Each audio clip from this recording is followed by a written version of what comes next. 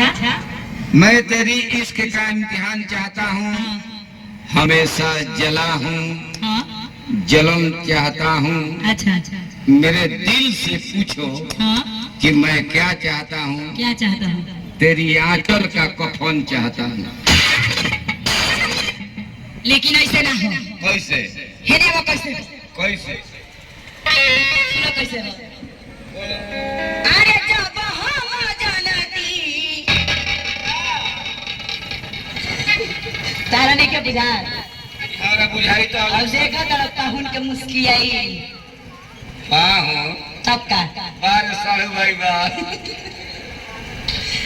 अरे जब हम जानती कि सैया मिले करिया शंकर भगवान करी शंकर भगवान से हमरा प्रेम होइए हो तब का शंकर भगवान शंकर भगवान एगो शंकर भगवान हाँ एगो शंकर भगवान। अरे जब हम जानती कि सैया मिले करिया अरे चढ़ल तिलक फेर भई कुमारे रही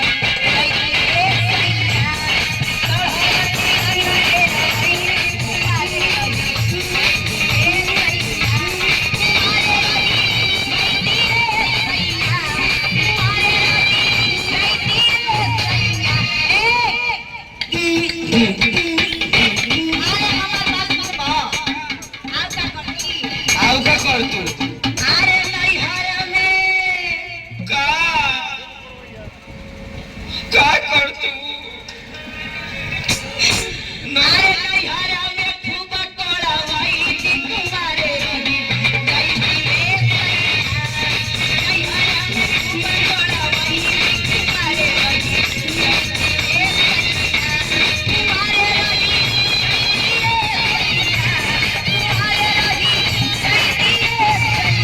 आओ का खाली पैदा भइल रही। अब तू न जानबा क्या है करी चढ़ल तिलक फेर वही थी कुमारे रही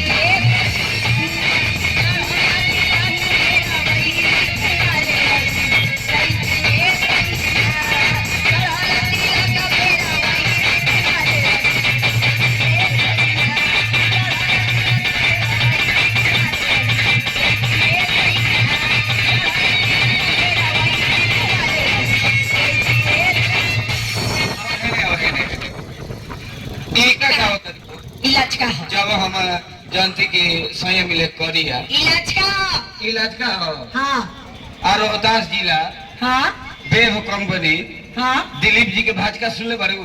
दिलीप जी के हाँ वहाँ के भचका आवेला हम बताओ तनी हाँ बताओ तैयार कर ले तो हाँ तैयार करो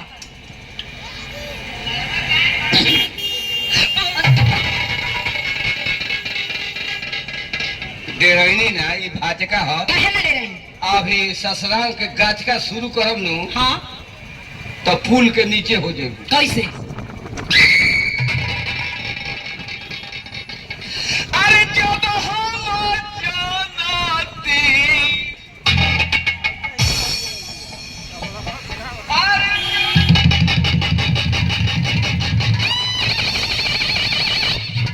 अरे जब हम जानती कि हम मेहरारू मिली ठंडा।